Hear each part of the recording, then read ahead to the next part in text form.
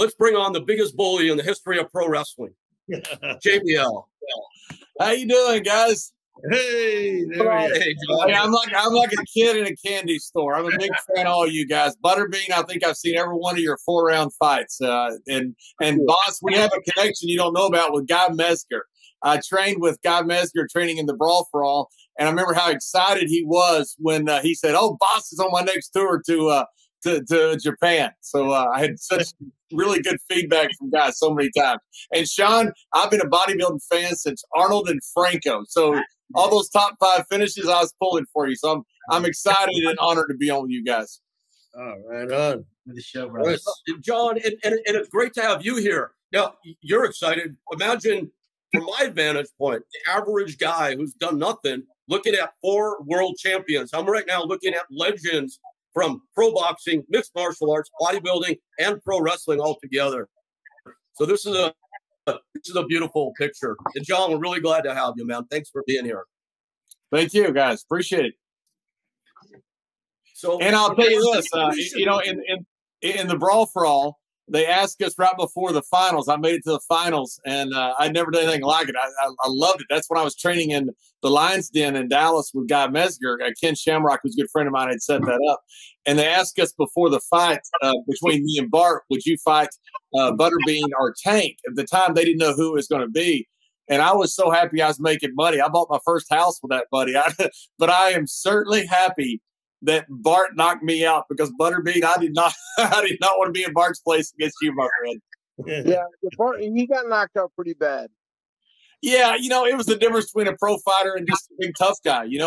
Shamrock and I snuck over and watched you warm up a little bit. And when I saw you hitting the pads, it was so hard and so fast. I told Kenny, I said, "Oh my goodness!" I said, "Bart's in trouble, isn't he?" And he said, "Yeah, he's in a lot of trouble." And it was just the difference between a professional fighter and just a real big tough guy. Because Bart was a big tough guy, and Bart was a really good friend. I hated for him to lose, but that's what happens. Yeah, if he would have come out just swinging like he did with all y'all, just come out there brawling, and he tried to box too much. That was his big downfall, I think. That's right. He moved in with. Him out. Don't let me cut you off. I still would have knocked him out, but I think he would have done a lot better if he just come out swinging. Yeah, he got trained by Mark Merrill's trainer, who Mark was, I think, a Gold Gloves champion or something, and in New York, and he got trained, and he kind of thought he'd turn himself into a boxer and took away his strength, and didn't end well for Bart, unfortunately. Yeah, it ended great for you, Butterbean. Yeah, here's an amazing thing.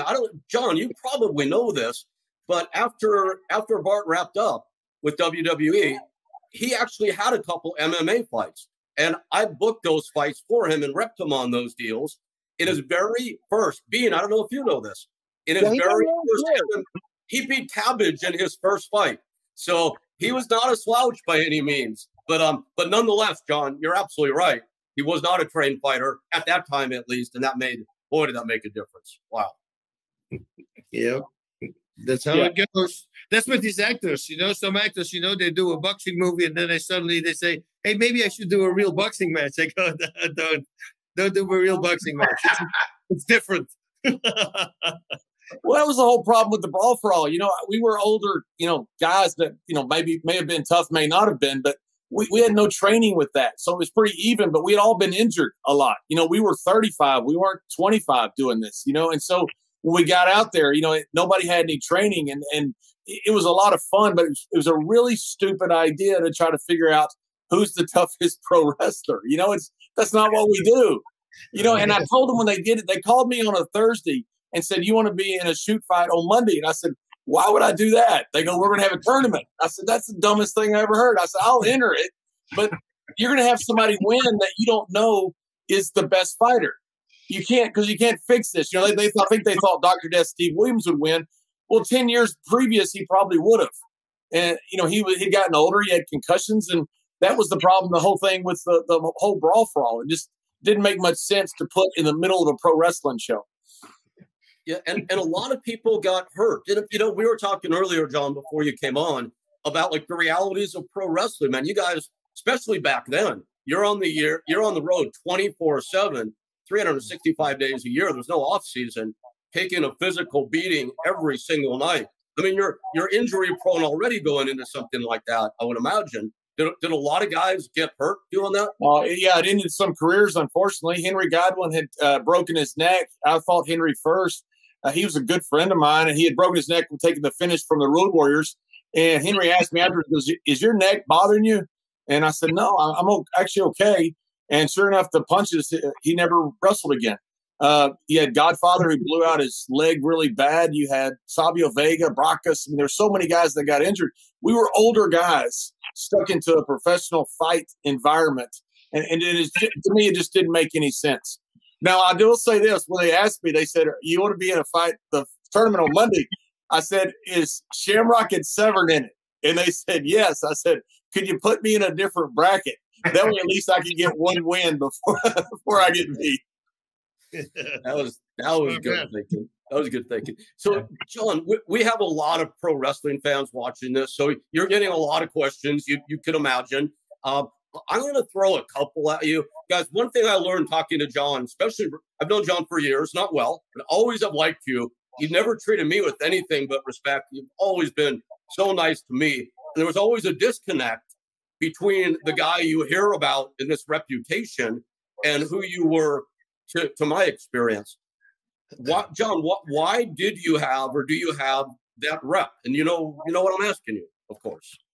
Yeah, maybe I could have deserved it. I don't know. We were younger, we broke balls, and I was a loud guy from the South, and a lot of people, I think, took that wrong. I can tell you, like with Morrow, there was never any malicious intent ever toward anything I said toward Morrow. Anything I said on camera, that was all in character. But, some of it could be deserved. I'm not trying to rewrite my history. I wasn't a saint. We drank a lot back then, and, we ran the roads, and we always loved to crack on each other. It was just part of what we did. And I think a lot of people took that wrong, and some of it could have gone too far. I'm not trying to excuse anything I've done. Is it something, because we were talking about this before we got on the show, like sometimes because with you, for instance, I read the things about you, and when you get in character, when you're the heel, you're the freaking heel. You commit 100%. Right. When I read the thing about Germany, when you walked out and you did the salute and you start marching around, I go, okay, now I got a little bit of an idea what kind of guy he is. And because most of the time when you do that, you get so invested that sometimes you carry that outside because it kind of feels good. We all like to play the real bad guy. And if it feels good, sometimes it rubs off a little bit in your normal life. You think that's something that happened also there with you? Yeah, boss, I think there's any doubt about that. When we started, we protected the business 24/7. So I wrestled in Europe for Otto Vance, who was the childhood chum, Otto and Peter William in Austria and Germany. And you had to be in character 24/7. We lived on the parking lots outside of the carnival tents and had to wrestle. And so they wanted us in character all the time, not just in the ring. Walk around town, somebody tries to get an autograph for you, you bark at them. And that kind of carried forward.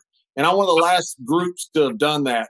And so, yeah, I don't think there's any doubt that some of that went too far.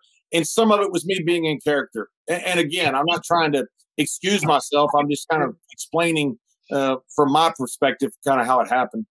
So what exactly happened then with Morrow? What was the thing that went on? Well, there was a show that we did called Bring It to the Table. And that was one of the big contentious points. As far as, anything I said on camera, that was 100% in character. Anything I said backstage, I don't think there was anything. I can't speak for Morrow. So there was no malicious intent ever on anything backstage. I thought I got along with Morrow fairly well. But the show Bring It to the Table, Morrow had a travel problem. There was a snowstorm across the country and he didn't make a show. And I'm not sure what all happened, but there was a snowstorm. He couldn't make travel. Those things happen. During that same time, we did this show called Bring It to the Table. And everybody points to that show as the point of me taking a shot at Morrow. Well, on that show, right before we did it, there was about 3 to 5 minutes we needed for the show.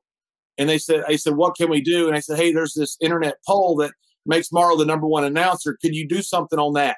I said, yeah, of course. So when he went on the show, I did a rant on the show about, no, they're calling Morrow the number one announcer. He's retweeted it, blah, blah, blah.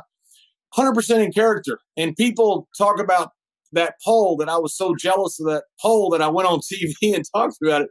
I didn't know the poll existed. until right before he went on the show.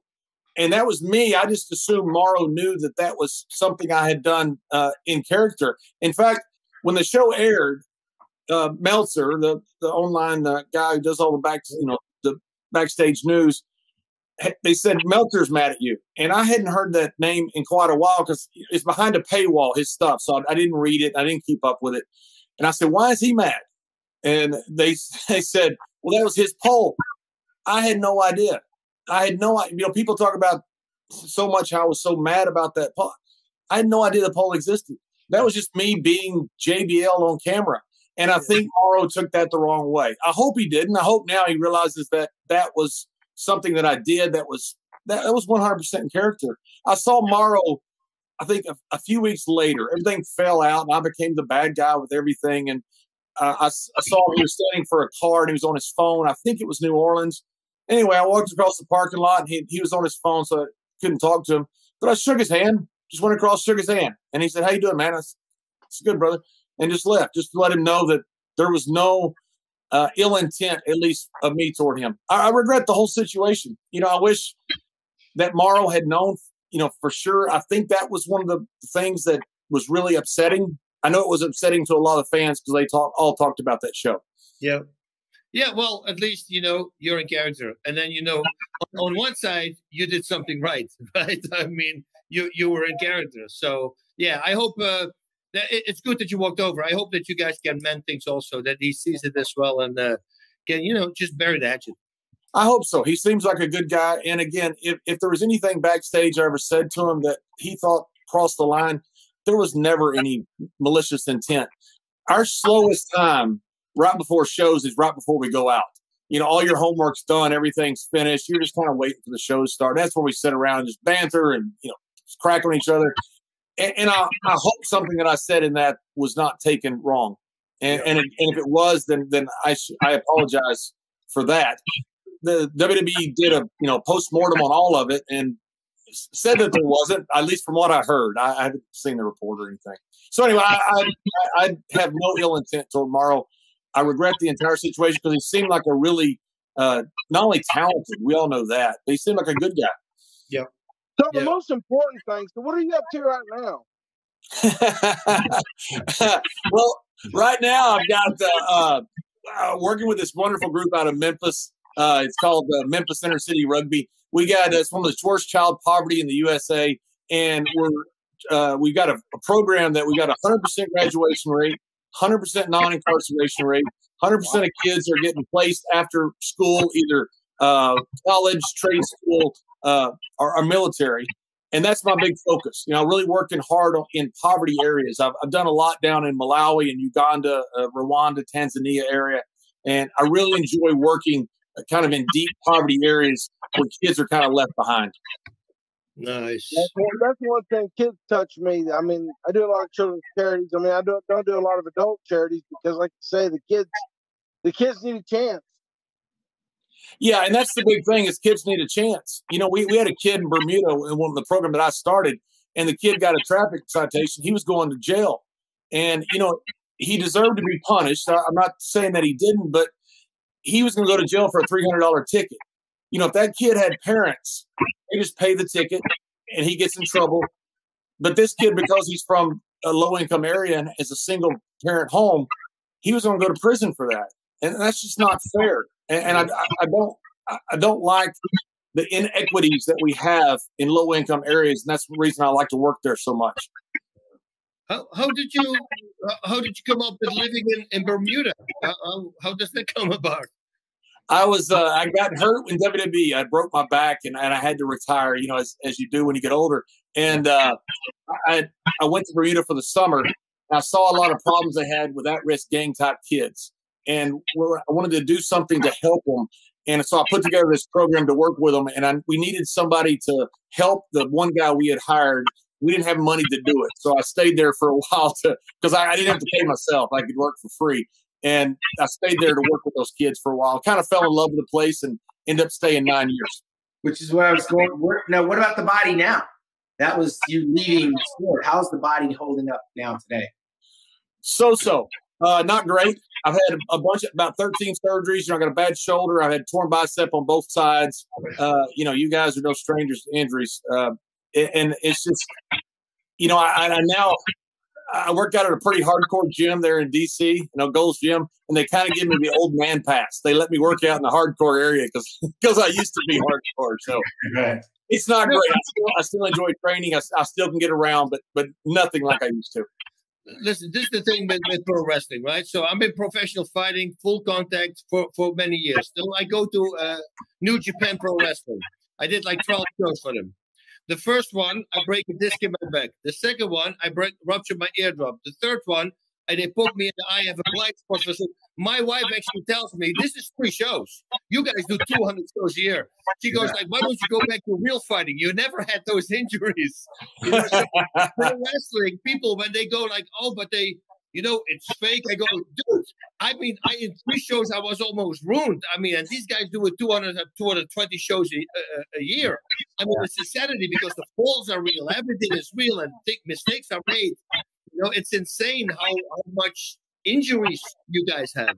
Yeah, and Ken Shamrock used to say the same thing. He said, in real fighting, we can avoid being hit. In what pro wrestling is, we got to get hit. And you got to get hit a lot. And it just kind of wears the body out.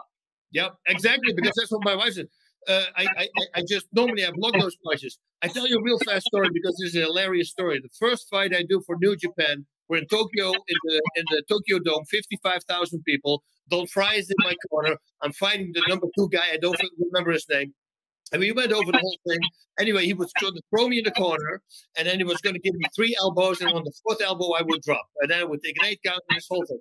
So he gives me the first elbow, and I don't know what these guys are saying about me behind stage, right? So I'm thinking maybe they think that, oh, I'm going to hurt Boss Rutten, watch me tonight.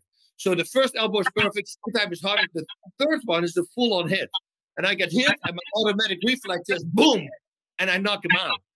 55,000 people, the guy's on the ground, and everybody's looking at Don Fry. Is like, oh, shit, this is not good. And then the referee starts walking around him like 3 circles, and he goes, 1, and he walks another circle. Slowly but surely he starts waking up. It was so funny because the second show, they came to me before the fight, and they said, hey, please, Mr. Rutten. I said, it's very simple. You don't hit me, I don't hit you. I don't know what you guys are talking about. But yeah, that was a crazy situation. Now, John, I don't know if you know this, but Butterbean had a career in pro wrestling also. Were you aware of that?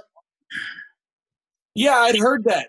In fact, I heard that Butterbean had offered to throw the fight against Bart. Was that true? You know what? If they were paying enough money, I didn't care. That's what I heard. I heard that you were willing to work or fight. Yeah, I had no problem with it. So John, Bean was part of Hulk Hogan's Celebrity Championship Wrestling, where Brian Knobbs and Brutus Beefcake played the trainers. And actually, it was my crew and Tom Howard's that actually did the training with Butterbean and Dustin Diamond and Dennis Rodman. And I'll say this to this day, Bean, not because you're my friend, because Dennis Rodman was declared the winner. And that was such a work. Bean was definitely the best pro wrestler on that show. No doubt about it. we had one of the young guys for a little bit over a month, and it was rough on the body. By the end of the deal, I was wore out. My body was give out. See, pro wrestling again. We had one of the guys when I was in Europe, one of the young guys that was working for, I think, Inoki, had come over and we went back to Japan to do a fight. And we asked him, said, was that a shoot? He goes, oh, yeah, it was a shoot. I said, oh, okay. He was a tough kid. We didn't think anything of it. Then we see the pictures. There's a moonsault in it. Come on. Come on. Fun stuff, man. You guys are nuts. The people, I was with the Steiner brothers. Oh, those guys are legendary guys. JBL, what do you miss? What do you miss about those days? Obviously you're way beyond it, but if you had to go back, like what part would you find yourself really enjoying when you were in character or not? Probably being right? Just the walking out, man. It was so awesome to be able to walk out. And when you did it right, you don't get it right all the time. And you think you think you do it, get it right one night, you try it again, and the next night you fail or you don't do it near as well. But when you get it right, you know, when I was wrestling, you know, like the last matches, you wrestle, 25, 30 minutes a night. You take people really on a roller coaster ride. You get them mad, you get them happy, you get them behind the good guy, you get them to boo you.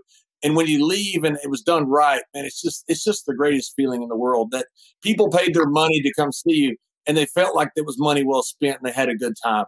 It's really hard to find anything that gets you a feeling that good. I think maturity, the further away from the stage you get, the more it crystallizes that's the part that you really miss the most, right? Like, yeah, absolutely. When you first get out, you don't have good perspective on it. And when you first get out, I tried to play pro football for a while, and I coached 1 year in college, and I still wanted to play, and I wasn't a very good coach. Yeah. And I thought, years later, I would have been a good coach because I didn't have the desire to be a player anymore. And the same thing in commentary with wrestling. When I first got out, I went straight into commentary. I didn't think I was as good as I was later because I didn't have the desire to get back in the ring. Now I'm just a fan calling the action, and it just makes so much difference with perspective. That is absolutely correct. I mean, I do commentating too, just like Boss. I'm not sure if Butterbean does, but during the commentating, you see things that, like, when we did it, there were a lot of things we missed. But we're like in the bird's nest, looking down on the action taking place. We see it before it actually happens because we lived it. It's very articulated. Yeah, and you get mad about it because you think, why didn't I think about that? That's it. I need a time machine. Did you have like with me, for instance, right? And many fighters and many athletes have the same thing. Like after the fighting, because the feeling that you just talked about, we really love that feeling, right? You knock somebody out, you do something right, the entrance, whatever it is, knock somebody out in front of 50,000 people. It's a feeling that you cannot replicate. So once you stop, for me, it was like I went to alcohol. You try to replace it with something else, which is not real. Is that something you had as well when you came out of it? No doubt about it. Yeah. And I did the same thing. I drank heavily when I retired and kind of past that phase now because I kind of look back and enjoy the career because I'm too old to do it. But yeah, it's a real letdown and there's nothing you can really replace from it. I always thought, guys don't necessarily go through a depression. Back in the days when you took steroids, when you played sports or stuff and guys would get off, they say, well, it's because of steroids. No, it's not. It's because you're depressed. The fact that you can't go out there anymore. Now, maybe it's added to the fact that you stopped taking, something that would make you feel better to boot. But it's really just the fact that you can't go out there anymore. It's really you're trying to find yourself in life. And that's a tough thing to do. Yeah. Yeah. I mean, we can look at what's happening with John Jones, right? Like, he's arguably the greatest MMA guy out there doing this. He can't get out of his own way. Right. Yeah, you look at guys like Michael Jordan who end up at the Wizards, and I don't blame him. Play all you can because once you're done, you're done. You got the whole rest of your life to relax and rest. And people get mad at guys because they play too long, but why not? Why not play as long as you can? Because once you're done, you got a long time to be retired. That's true. That's for sure. John, I don't know if you caught the beginning of our show tonight or not, but we were talking about Ryan Sakota. He was in WWE for a short while as Sakata, and he came up out of our system. Really, really nice guy. And he just passed recently at 48. And a lot of the demons that you and Boss are talking about. What advice, if any, do you offer to guys post-career about keeping it together? You got to find something to do for the rest of your life. You can't just go to autograph sessions. You can't just kind of relive some glory days. There's old football story, the All-American, his old movie. And it kind of chronicles the same thing. If a guy's done and you just kind of go to shake hands, you get paid for it. You got to find something that's worthwhile in life. When I went down to South Africa for the 2010 football soccer World Cup, and I saw this program there that it was changing lives in that huge shanty town outside of Cape Town. And I thought, what have I done my whole life? Why wasn't I doing something like this? Right. And that's kind of replaced what I've done. And we had our kids in Bermuda the first time. These kids had never played rugby. We won our first championship. It was better than walking out in front of 76,000 people. It was the greatest thing ever. You take these kids, most of them don't have parents, and they win a championship, and they're so freaking happy. And there's nothing like that. but you got to find your own whatever that is. For me, that's kind of what it is. I still miss it. I mean, don't get me wrong. When I'm out there on the field, I thought, man, I'd rather be going somewhere and wrestling in Madison Square Garden. But you still miss it. But you got to find something to do. And I got a question for you. What was like out of everything you've done? What's what you consider the biggest achievement you've accomplished? I mean, it may be something that other people will think, but what in your heart? What is the thing that means the most to you? I think I had a championship run at the time. It was a record length run, and it came really late in my career.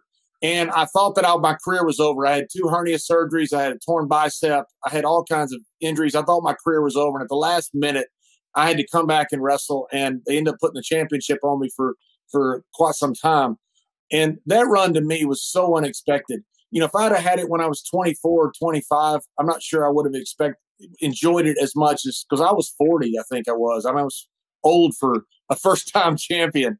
And I just enjoyed every second of it. I mean, it was so much fun. And I remember when John Cena came along and just the joy of helping a young guy that I knew was going to be the guy. I didn't know he'd be the guy that did all the movies and 16-time world champion, but I knew he's going to be the guy. And I knew my job was to make him as good as possible by making myself the bad guy as much as possible. And I remember that day when I walked out of the Staples Center at WrestleMania when he'd won the title from me, and he's now the guy. And I just thought, that's cool. I'm done. I mean, I've had it. And that was really a cool feeling to kind of think, you know what, that was a good way to walk out. Hey, did they let you keep like the championship belt? Like, do you have your belt? Do you got your belts, Butterbean and Boss? Or are they belts that you have until you lose them, you got to give them back?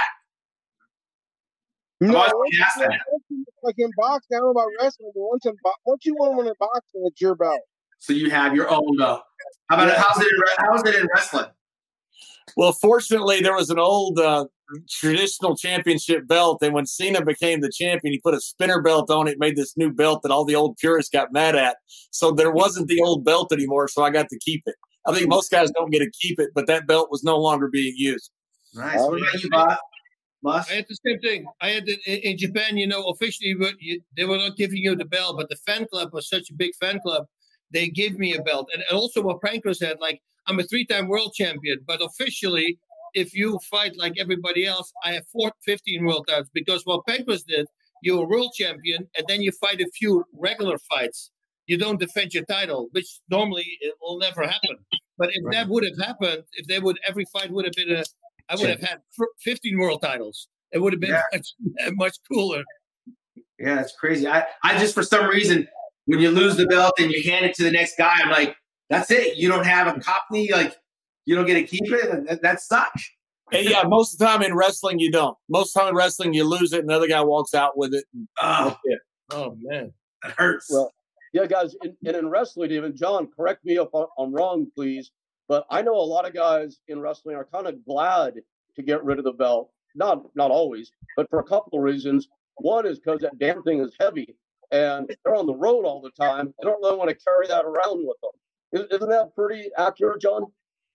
Yeah, guys get sick of, you know, especially not the main belt, you know, but maybe the lesser titles, you know, not the heavyweight championship. Guys get tired of carrying it through airports because invariably you'll put it on your carry-on bag because you can't risk losing it. And some guy at airport screening will end up holding it up, you know, or at 5 o'clock in the morning. Go, hey, we got that. But by the way, John, I just want to ask you. You know, there was a surprise to me. You're the King James Bible translator. You heard that before, right? I have heard that. Yes, yes. That was in 1563, though. Then I realized, it's not him. But boss, what in the world does that mean? I am so lost right now. You what? What does that mean? I'm so lost right now. Oh no! So his name, John Layfield. Apparently, the guy who translated the King James Bible, his name is John Layfield as well. Another guy, namesake. Yeah. Yeah. And John, you didn't do that in addition to the missions to Africa. That's not you. 100 years ago. No, my father was a biblical scholar. Dad was a good man. This passed away a couple of years ago at 88 years old. Good man, but he was a biblical scholar and ordained minister. So I don't know. He grew up very poor, so I don't know if he knew about the John Layfield from the King James Bible or not. I know as I got older, he would tell me that. All right. Wow. Yeah, that will be something. That will be something if he named you after him. That's right. Hey, John, on this, we always do between me, Boss, John, we always do what we call a war story. To me, I think to hear one of your war stories of like one of the matches that meant the most, I think that'd be great to hear. Look, you do it. You're our first guest. I'd love to hear one of your war stories, something that stands out that a lot of people don't know about already. Sure, yeah. We were going to be in the Staples Center, and Vince called me and said, "Hey, we need you for a main event." Brock Lesnar had decided to leave and go try out in the NFL. Big Show was hurt. Kurt Angle was hurt, and they needed a guy right away. So they took me kind of in semi-retirement and put me in this match with Eddie Guerrero. And we weren't selling any tickets. We weren't doing very well at all. And the character wasn't getting over. And Eddie comes to me, him and his brother Chavo come to me and say, "Hey, we got this idea. In El Paso, it's Mother's Day, and we're wrestling for the championship. After the match, we're going to give Mom flowers. You come down and hit Eddie with a chair, and Mom's going to fake a heart attack. And we're going to film it from security cameras, and so it doesn't look like it's a put up a show." And so when we did that, I come down, hit Eddie with the chair, and I hit him mistakenly, and I busted him open. So a little blood's coming down him. And I turn around, it's a 74-year-old mother. I reach around like I'm going to grab her. But what I'm doing is I'm allowing her to grab my hand and fall. And when she went down, the entire arena got silent. You could hear a pin drop. And Eddie goes, "Ese, you better get the fuck out of here." and we had state troopers everywhere. And I look around, and the place it was just rumbling. It was insane. So by the time I get to the back, they're going, "John, get out of here. Get out of here, John. Get out of here." And I'm yelling at the fans. I'm thinking, this could be it. This could be it. I'm the big tough guy. I finally get to the back. My car's running. They take me all the way to the city limit sign, and the police say, "We can't guarantee your safety. Don't come back to El Paso. Go to Odessa to fly to the next town." Wow. And so they pull off, and I go about 2 miles, and I run into a border checkpoint. Now, Eddie has busted me open right above the eye, and I'm bleeding. I've got no shirt on. I got wrestling trunks and boots. My stuff's in the back of the car, and that's how I get stopped at the border checkpoint, covered in blood, my own blood. And we haven't seen you. I talked my way out of it, but the next time we go out, we had to have security for me. I mean, anytime we'd wrestle in a large Latino community, because Eddie Guerrero was so popular, I had to have extra security. Guys were jumping in the ring. And we end up setting an attendance record at the Staples Center with for all these about 99% of Latinos wanting to see me get killed. I appreciate that. So that's awesome. Oh, I love it. And for years, I would walk through around downtown New York, and I lived there with my wife. Still married, we don't live there anymore. And you'd see a Latino crew, and you'd hear them cussing at me. "Cabron, that's Cabron, Eddie Guerrero, Cabron." What about Ric Flair? Did you ever have any interaction with Ric Flair at all? He's one of my favorites back in the day. Oh, a ton with Rick. Yeah, absolute ton with Rick. I always liked Rick. I know they just did some thing on him. Rick to me was great to the guys, incredibly generous, and I always enjoyed him. He was so good at what he did. He wrestled hour Broadways every single night. Over 200 nights a year, he'd do an hour Broadway. Now, he wrestled 250, 300 nights a year. The amount of wear and tear on his body is astronomical. Mm-hmm. Did he have a problem when he stopped competing? Flair? The problem we were talking about. Like, did he? Yes, 100%. Flair to this day, I don't know what he is. He's in his 70s, I believe. He would wrestle to this day. Jerry Lawler, who did the big thing with Andy Kaufman's a really good friend of mine. Jerry still wrestles. He's in his 70s. And it's not because he needs the money. He's got all the money in the world. But Jerry would wrestle every weekend if he could. But he loves it. Absolutely loves it. And Flair's the same way. But Flair is so. But if he would stop, so he never had this downfall like what we're talking about, like alcohol and drugs or something. He did. With him? I think he did, yes. Because he had a time where he had to stop, and he kind of he always wants to come back. And yeah, I think he had a real tough time when he was forced out of the ring. Wow. No doubt about it. A lot of people haven't. I was talking to Pat Miletich. He's the UFC champion as well. And what he did, he said to me, he says, boss, I see this. I see what happens to everybody. So he replaced his drug, so to say, with chasing tornadoes. That's his high now. So he's chasing tornadoes. I go, okay. You know, it's like Michael Jordan said. You know, he gambles all the time, and he goes, I don't have a gambling problem. I have a competition problem. Yeah. You know, he misses the game. He misses, you know, having the ball when there's 2 seconds left, and it's hard to get that replaced. So, John, are we ever going to see JBL back in the ring ever? Or are you done? I doubt it. I don't want to get out there. If I thought I could help one of the young guys, yes, I'd do it. But I'd love to. If I could physically, I would do it. I don't think physically I could do it. Yeah. I'd be happy to get out there and manage somebody or do something to help a young talent. I love working with the young guys. I really enjoy, trying to give them my philosophy of, how to be. I know a lot more about how to be a bad guy than I do a good guy. I know what the bad guy needs from a good guy, but I know exactly what the bad guy needs to do. So I love talking to the young guys who are trying to be the big heels. Does your bad persona that you did, playing the heel, still get you in trouble till this day? Some people that you meet who don't like you because of that? Yeah, it does. I've had it's some of my kids didn't understand it. They'd see old tapes and stuff, and they couldn't understand, the stuff with Eddie Guerrero, with The Undertaker, with Booker T, and all this stuff. Fortunately, Ron Simmons was my tag team partner, best friend for so long, first black heavyweight champion in wrestling history. I've got such a great association with Ron that it really helps me. I can rely on being Ron's friend. But yeah, occasionally people still will say, "Man, I remember when you did this. That was really rotten." Guys, come on. Job well done, right? Job well done. You get a lot of comments, man. You get a lot of comments now about what a great manager you'd be, John, since you brought it up. Ton of comments here. Wanted to let you know. I'd love to be. The only problem with being a manager is I'm 6'6". Yeah, right. And that's tough because I'm so much taller than, a lot of the wrestlers. Yeah. Not that they're even shorter than they were, but, it's hard for tall managers because you want a short manager that makes their guy look really big. When Vince used to do interviews with even Andre the Giant, he would take off his shoes and he would spread his legs to make himself shorter, to make the guys, you look at the interviewers that they have, they're all small. It's to make the guys look bigger. So a little bit against me with my height. So what's the greatest thing in your life these days? I'm sorry if you were talking about it before, and I apologize about my connection. Bean and Boston, Sean, you guys are amazing MCs. Thanks for taking over. So if I missed it, pardon me. Regardless, what's the greatest thing in your life today about the work that you're doing? What gets you fired up every day? Breaking generational cycles. You got to break generational cycles to make real systemic change. And if you're not, you're just kind of plugging the gap.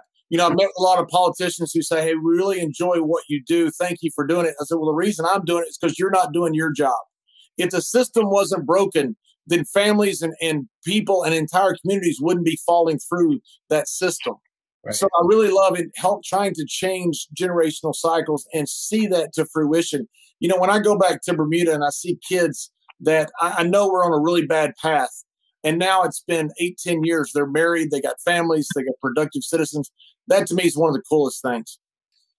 I tell you what's going to be the best one. I watched the videos and make it big, and then you're going to say, "Man, I had a part in that."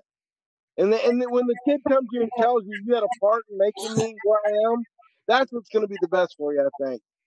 Yeah, I would. It'd be tough for me to handle. It would be. I think so much of these kids, but that would. When I see something a kid would succeed, it's just God. It's so cool because kids don't know if they're tough or not. You don't know if you're tough until you have to be tough. And I tell them all that. They go, "Well, we're not tough enough to play rugby. We're not tough enough to do this." And I go, "You don't know. You don't know until you know." And when you see a kid do something and you see a kid succeed, when you take a kid that was reading on an 8th grade level, and by the time he graduates, he's reading on a senior level, that's really cool to see that happen. And to see that young man or woman realize they did that themselves and that they really are smart enough to compete with anybody in the world. Wow. Yeah, and I watched some of the video, not all, not some. I watched all the videos that you sent, and it is amazing transformational work you're involved in. If people out here that are watching want to check out what you're doing now, what's the best place to look for that? Memphis Inner City Rugby, to me, is one of the best charities I've ever been blessed to work with. Those guys there, Shane Young, Devin O'Brien, they started up this. They were former Teach for America kids that went down to Memphis and started up this program. And they're just doing groundbreaking work. And they're creating a curriculum, which I think is really cool, because every charity in the world reinvents the wheel. You know, they reinvent curriculums. They reinvent how do you get kids that are at risk in this area. You know, kids that are at risk in Appalachia are exactly the same kids that are at risk in Malawi or the slums of Mumbai and Delhi. You know, at risk is at risk. And we want to develop a curriculum where we can give it to people and have some success, that a curriculum that's had success where people don't have to reinvent the wheel. And that's one of the most exciting things that I work on. Let me ask you, JBL, because I've always been kind of curious. Most people that get involved in that type of work, like you're talking about, go to Africa or third world country. Is it harder to do it here? I mean, what's the traction to leave the United States to do that for those guys? I know they need it badly, but like sometimes I watch what our government does for other countries, and I think, why aren't you doing it right here? Like our roads, our highways, our airports, they're crappy compared to flying into like Dubai or you go over to Turkey. You're like, this is what an airport's supposed to look like. The work that you're doing for those people that definitely need it is also work that's needed here. Is there more red tape here in the United States to do what you do? Yeah, Sean, that's a great question. And it's one I've kind of fought with myself. The one of the reasons is money is so stretched in other places. So if you go to the slums of Mumbai and Delhi, or you go to Malawi, which only 9% of the country has electricity. It's one of the poorest areas in the world. And you put $1,000 in, you can affect 1,000 kids. I got it. You do that in Harlem, which needs it just as bad. $1,000 doesn't go near as far. So I think a lot of people just think, you know what, I can affect more kids with the money.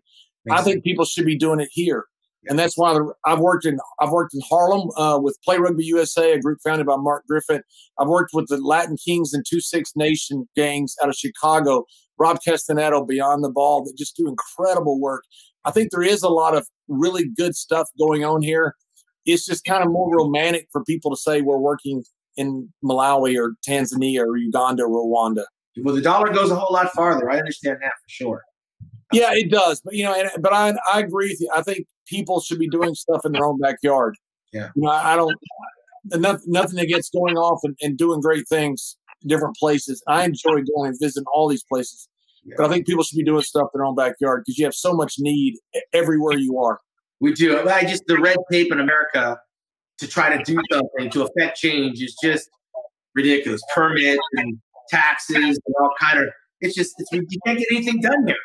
Yeah, Sean, I'll give you a perfect example. In Memphis and Shelby County, they took the rich schools out of the school district and made their own school district. And so what they did was they took the tax base to the schools. Now the inner city low-income schools that we work with are even more underfunded and more understaffed. You know, and that's the red tape you're talking about. It's just tough. You know, politicians in America tend to throw a little bit of money at it just to make themselves feel better, and they really don't do much at all. Yeah. Well, it's great stuff you're doing. We're so glad that you're doing it, by the way. I mean, you're not that old.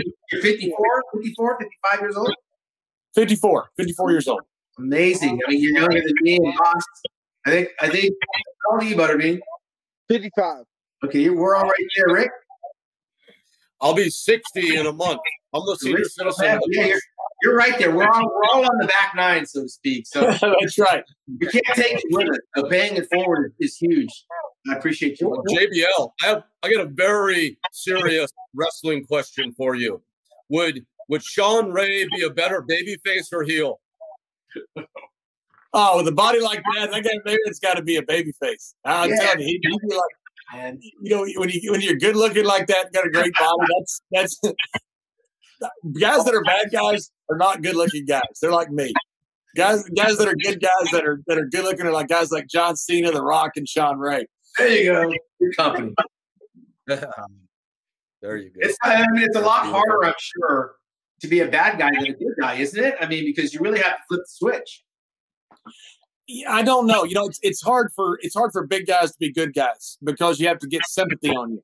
So like for the Undertaker to be a good guy, it's hard to get sympathy on the Undertaker. It's easier for a smaller guy, you know, a guy like Shawn Michaels, who was not a small guy in the world, but a small guy in the wrestling, to get sympathy on that guy. To me, I always thought it was easier to be a heel because I'm able to control things. Being a babyface, you have to make people like you. It's a pretty tough thing to do consistently. But didn't Hulk Hogan do that? He went over to the dark side? He did. He did. How did he do? What kind of grade do you give him? He's Hogan. So, you know, I interviewed Bruno Sammartino right before he passed away. He's 81 years old. At one point, he broke and he goes, "Are my answers okay?"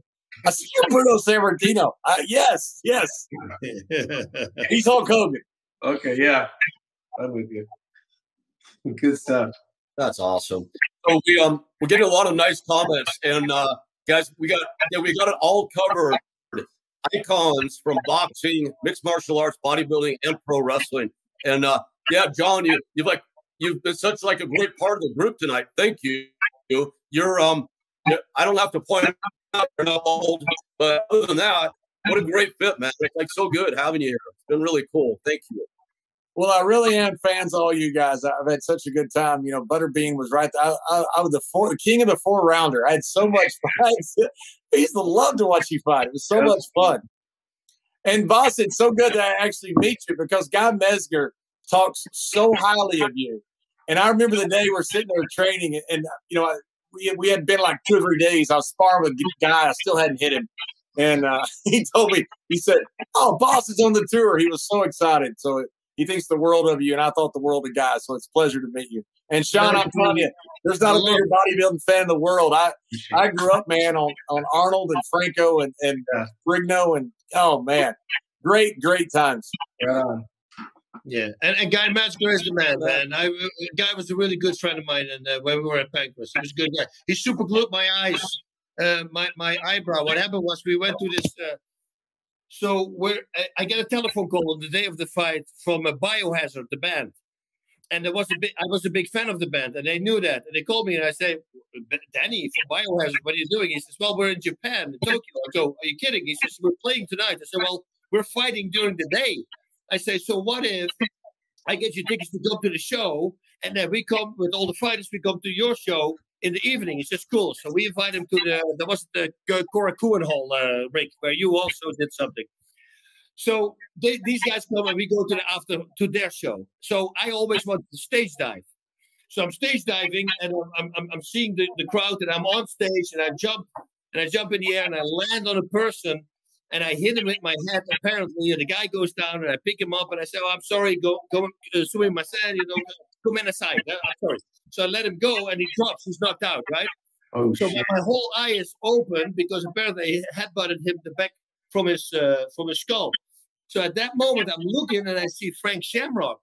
And Frank Shamrock wants to also stage dive, but he tries to do it better than me. So he jumps first on a speaker, so he gets more height, and he jumps up. While he's jumping in the air, he flips, and he's going down. And I see the crowd spread like ants. And I start running, and I slide over the floor. And I swear to God, I think I might have saved his freaking life there. I caught his head in my hand, so I'm spread out and I caught his head. But anyway, we had to go because my whole eye was open. And guy said, "Give me a moment." And he went out and he went to a 7-Eleven, which they also have in Japan. Yeah. He came back with super glue. And he super glued my eye closed. And it's crazy. That's a warrior. That's a war story. Great guy. So, John, man, John, before you sign off, what is the website address we should send people to take a look at your work?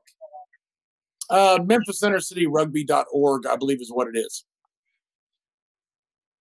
Say that one more time. Yeah, MemphisInnerCityRugby.org. Memphis Inner City.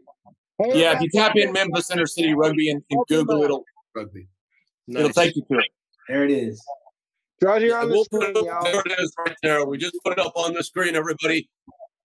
Please take note of that. Thank you, John Paz or Rachel, whoever did that. We appreciate that.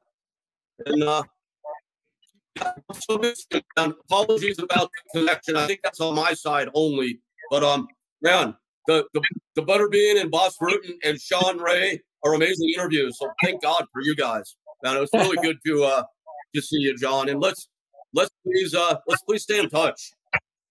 Yeah, guys, thank you very much. I appreciate it. One of the fun things you do, one of the fun things you miss is the camaraderie with guys. Yeah. And it's so cool to come on a show like this and be able to just kind of bullshit and have some fun with guys, that you're your age, that are, that did kind of the same type thing, even though it's different sports. And we all watched kind of everybody do their thing, and it was very entertaining to say the least. Good to see you on the other side. That's right. Guys, thank you very much. It's an honor to be on with you guys. Hey, thank you. Thank you for watching the Hannibal TV. Please like this video if you enjoyed it and click the subscribe button to not miss any of our latest shoot interviews, match videos, or news updates. Support us on patreon.com for $1.99 a month to watch our full shoot interviews ad-free and help our channel grow. Follow us on Twitter at the Hannibal TV for instant updates.